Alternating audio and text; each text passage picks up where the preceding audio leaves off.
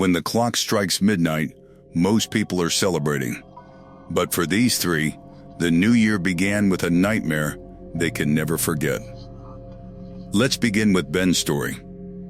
It was supposed to be the easiest money he'd ever made. His friend Mark, a decade younger and still deep into the party scene, needed someone responsible to stay at his suburban house over the long New Year's weekend. Mark's place was a 30-minute drive from the downtown chaos, and for Ben, now in his mid-30s, the offer of cash for a quiet retreat was a gift. The only duty was caring for Rex, Mark's dog, a loyal, medium-sized mutt with a calm demeanor.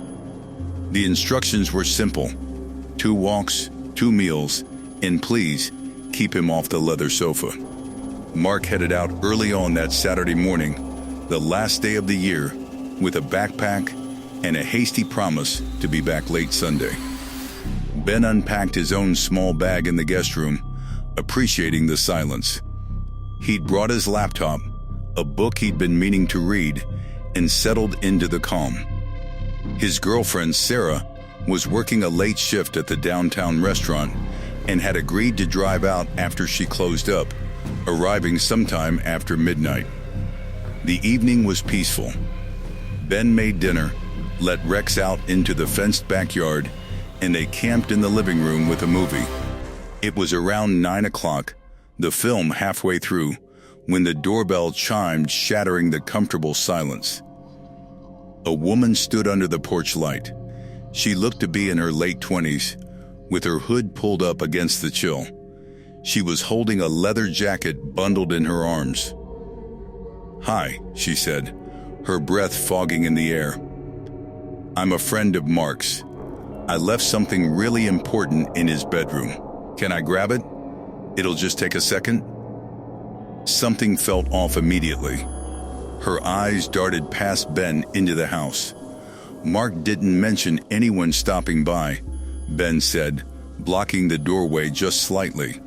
"Oh, he probably forgot. It's kind of a personal item," she said, offering a tight smile. "I really need it tonight." Against his better judgment, Ben stepped aside. She moved past him with a muttered thanks and went straight for the stairs, her sneakers quiet on the steps. She pushed open the door to Mark's bedroom. Ben noted she knew exactly which one it was and left it open a crack. The knot of unease in Ben's stomach tightened. He pulled out his phone and fired off a text to Mark. "Hey, there's a woman here, says she's your friend, letting her grab something from your room. Everything cool?" He stared at the screen. No immediate reply. She was up there for what felt like an eternity. Ben could hear faint shuffling, drawers being opened and closed with care. Rex, who had been sleeping by the fireplace, lifted his head and stared toward the stairs, a low whine in his throat. Finally, the footsteps returned. She came back down, still clutching her jacket, but now it seemed bulkier, as if something was inside it. "Got it." "Thanks," she said, not making eye contact, and strode directly for the front door. "Wait," Ben called out, a sudden need for answers gripping him. "What's your name?" Mark didn't say. She paused, her hand on the doorknob. "He knows who I am," she said flatly. And then she was gone, swallowed by the dark night. Ben's phone buzzed. It was Mark finally. But it wasn't a text, it was a call. Ben answered to the sound of blaring music and chaotic laughter. "Dude, what are you talking about?" Mark shouted. "What woman?" "I didn't tell anyone to go over there." A cold dread poured down Ben's spine. "She said she was your friend, knew where your room was. She was just up there for like 10 minutes. Mark's voice shifted from confused to panicked. "Did you see what she took? Go check my room. Right now. Check the top drawer of my dresser. The small wooden box." Ben ran upstairs, phone pressed to his ear. The room felt violated. Drawers were slightly misaligned. The wooden box was there, But when he opened it, the vintage watch and the stack of cash Mark described seemed undisturbed. He reported this back. "This is bad, Ben. This is really bad," Mark muttered, his voice now edged with a fear that sobered him instantly. "I'm sending you some pictures. Tell me if you recognize her." Over the next hour, Instagram screenshots flooded Ben's phone. None matched the woman's sharp features and hollow eyes. Then, silence from Mark for a long, tense while. Close to 11, a new message appeared. "I think I know. Don't answer the door for anyone. I mean anyone. I'm dealing with this." The festive mood was shattered. Ben double-checked every lock. When Sarah texted that she was on her way, he almost told her to turn back. But he needed the company. He let Rex out for one last patrol of the backyard, the dog sniffing the air intently before hurrying back inside. Ben watched the ball drop on television, the joyful screams feeling like they were from another planet. Sarah arrived just after 12:30, bringing a gust of cold air and normalcy. He told her the whole story as they made tea in the kitchen. As he finished explaining, Rex, who had been lying at their feet, suddenly sat bolt upright. His ears pricked forward, and a deep rumbling growl emanated from his chest, a sound Ben had never heard him make. The growl was directed at the front door. Then came the sound. Not a ring, but 3 thunderous, deliberate knocks. They echoed through the still house. Sarah gripped Ben's arm. They didn't move, didn't breathe. A minute passed. Then another.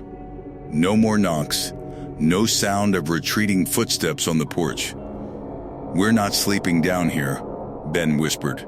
They gathered their things and retreated to the guest room at the end of the hall. Ben dragged a heavy dresser in front of the door, a pathetic but necessary barricade. Exhaustion eventually pulled them into a fitful sleep. Ben woke to pressure on his chest. Rex was standing on the bed, his body rigid, staring at the bedroom door. The room was pitch black. Then Ben heard it too, the faintest creak of a floorboard in the hallway outside. Step, pause, step. Someone was inside the house. The doorknob began to turn, slowly, then stopped as it met the lock. A jingle, like keys being tried. Then a whisper, female and chillingly close, right against the wood. "Mark, are you hiding from me?" Sarah gasped. Ben clamped a hand over her mouth. His mind raced. The police. He had to sell a bluff. He took a deep, shuddering breath and forced his voice into a booming, angry shout. "The cops ARE 2 minutes out. They have this house surrounded." He nodded frantically at Sarah, who was already dialing 911, whispering their address into the phone. Silence from the other side of the door. Then, a flurry of urgent hissed whispers. Multiple voices. More than one person. The sound of quick footsteps retreating down the hall, followed by the distant, unmistakable slam of the front door swinging shut. The police found it wide open, the cold night air flooding the living room. They searched the house and the property, but found no one. When an officer finally got a semi-coherent Mark on the phone, the story that emerged was one of dangerous obsession. The woman was an ex, one Mark had described as volatile. She had apparently made a copy of his key during their relationship, which she must have retrieved from his room during her first visit. Her return, with company, was not for theft. Her intention, he said with a trembling voice, was purely to make him afraid, and she had succeeded beyond her wildest dreams, using me as her proxy. Our second story transports us from a suburban home to the supposed sanctuary of a high-security high-rise. Anna and David had enjoyed a lovely, low-key party at a friend's condo. By 2:30 a.m., tipsy but not drunk, they were relieved to be heading back to their own quiet apartment. Their building had a 24-hour concierge, but the desk was empty when they passed through the marble lobby, a common sight on a holiday night. They used their key fob for the elevator, which ascended smoothly to the 7th floor, the exclusive penthouse level. The doors slid open to reveal the long, plush-carpeted hallway leading to their corner unit. And there, halfway down, was a figure. A woman. She was crouched low to the ground, one hand trailing along the wallpapered surface. She wore what might have once been an elegant black lace dress, now ripped and stained. Her feet were bare and dirty against the cream carpet. A tangled mane of dark hair hid her face completely. "Don't," David whispered, pulling Anna back slightly into the elevator alcove. "She's messed up. Let her find her door." They watched, frozen, as the woman shuffled to the next apartment door. She stopped, then slowly, deliberately, leaned her entire body forward until her eye was pressed against the peephole. She stayed there for a full 10 seconds. A low, wet hum vibrated from her. A tuneless, discordant sound that raised the hairs on Anna's neck. She repeated this ritual at the next door. And the next. She was working her way down the hall, toward their apartment, and toward the door of their neighbor Tilly. Tilly was in her 80s, frail and kind, and Anna often checked on her. Seeing this creature preparing to peer into Tilly's private space ignited a protective fury in Anna. "Hey," Anna called out, her voice sharper than she intended. "Can we help you? Are you lost?" The woman's humming stopped. She flinched violently, as if struck by the sound, and crumpled into a heap on the floor. For a moment, she was still. Then, a sound bubbled up from her, a soft, breathy chuckle that grew in volume and pitch, transforming into a full-throated, hysterical cackle that echoed off the hallway walls. It was a sound of pure, unadulterated madness. The woman pushed herself up, not with effort, but with a sudden, marionette-like jerk. She was now standing fully upright, her head still bowed, that awful laugh distorting into a guttural snarl. She turned her hidden face toward Anna and David, took one stumbling step, then another, directly toward their own front door. Before they could process a move, she was there. She didn't try the knob. Instead, she drew back a fist and began pounding on the heavy wood. Bam, bam, bam. Between blows, she screamed, a raw, wordless shriek of rage or agony. Anna fumbled in her purse, her fingers numb, finally pulling out her phone. David stepped forward. "Stop it. Get away from there." As if a switch was flipped, the pounding ceased. The hallway fell into a ringing silence. The woman slowly turned from the door. She dropped to her hands and knees, and then, with a speed that was utterly inhuman, she began to crawl toward them. Her movements were spider-like, jerky and fast. As she closed the distance, she finally lifted her head. In that fractured second, I saw a void where a face should have been, eyes like black pits, and a mouth smeared with something dark, stretched into a silent hiss. Anna and David didn't think. They ran. They tore past the woman, their backs to the wall, and fled to the stairwell at the opposite end of the hall. They didn't stop until they were 2 floors down, clinging to each other in the concrete gloom, listening for the sound of pursuit. It never came. After 20 trembling minutes, they crept back up. The hallway was empty, silent, as if nothing had happened. The building manager, when contacted, was dismissive. The cameras on their floor had experienced temporary failure due to the extreme cold. No record existed. Anna and David slept with the lights on for the rest of their lease and moved out at the first opportunity. The memory of that crawling figure, however, proved impossible to leave behind. Our final story begins with the familiar joy of a friend's house party. Jake had driven to his friend Leo's place, knowing he could drink and crash in the spare bedroom. The atmosphere was festive, the house packed. As midnight passed, the crowd thinned, leaving a core group of close friends scattered around the living room, lost in deep, rambling conversations. It was around 3 a.m. during a lull in the talk that Jake first noticed the sound. A faint, rhythmic creak, creak, creak. It was slow, steady, like a rocking chair. "What is that?" he asked, sipping his water. Leo listened. "Old house. It settles. Or the pipes." But the sound didn't fit the pattern of settling pipes. It was too rhythmic, too deliberate. As more people said their goodbyes, the sound became more pronounced in the quiet. Soon, it was just Jake, Leo, and their friend Cody, who was dozing on an armchair. "Creak, pause, creak. It's coming from down there," Leo said, pointing a wary finger at the basement door. It was an old solid door, usually kept closed. They all fell silent listening. The creaking continued, a lonely, persistent sound from under their feet. Leo walked over and yanked the door open. The creaking stopped instantly. "Hello?" He called down into the darkness. His voice was swallowed by the gloom. No response, just a stale, cool draft wafting up. The silence felt watchful.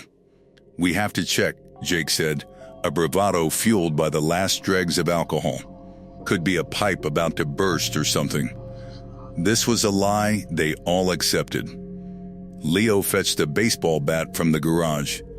Jake grabbed a heavy flashlight and a kitchen knife, feeling ridiculous even as he did it. Cody, now awake, stayed posted at the top of the stairs as lookout. They descended the narrow wooden steps, the flashlight beam cutting a shaky path through the dust.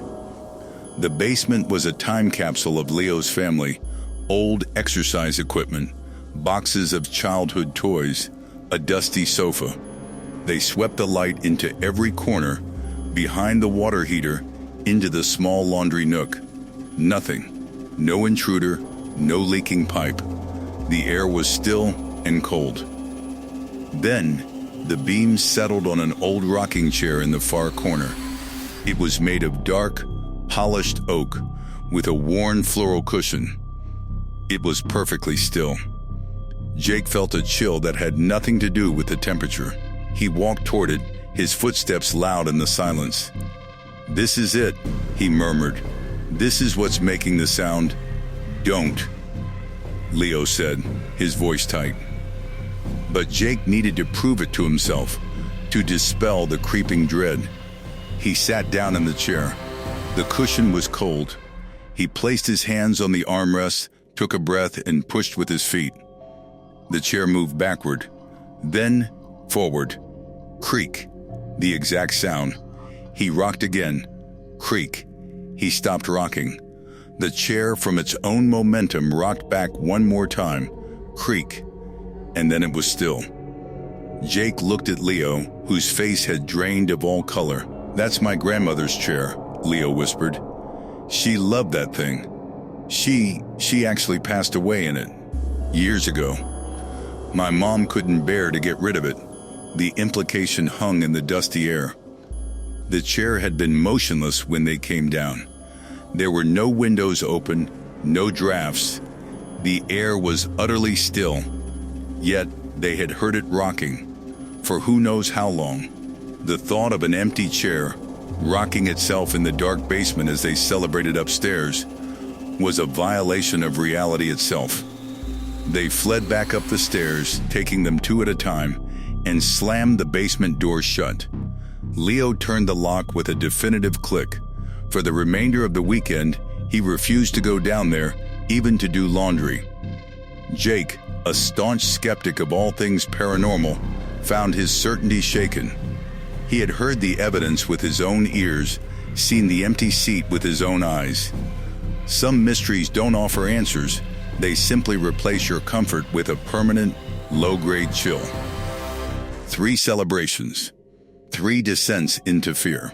From the violation of a trusted home, to the confrontation with sheer madness in a place of safety, to the silent, inexplicable vigil in the dark, These are the stories that linger when the balloons have popped and the confetti is swept away.